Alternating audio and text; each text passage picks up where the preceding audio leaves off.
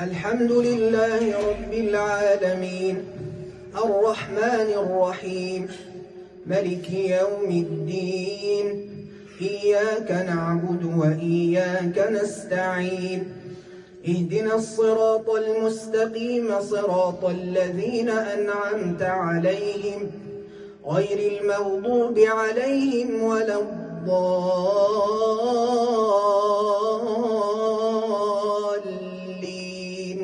آمين.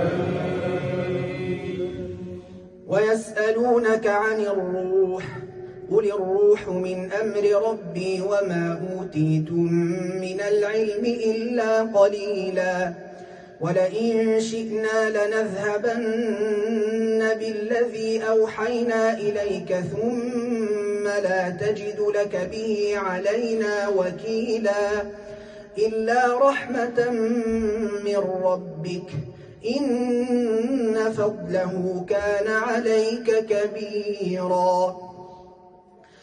قل لئن اجتمعت الإنس والجن على أن يأتوا بمثل هذا القرآن لا يأتون بمثله ولو كان بعضهم لبعض ظهيرا.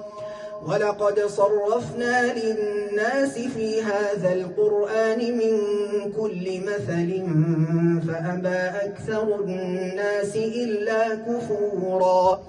وقالوا لن نؤمن لك حتى تفجر لنا من الأرض ينبوعا أو تكون لك جنة من نخيل وعنب فتفجر الأنهار خلالها تفجيرا أو تسقط السماء كما زعمت علينا كسفا أو تأتي بالله والملائكة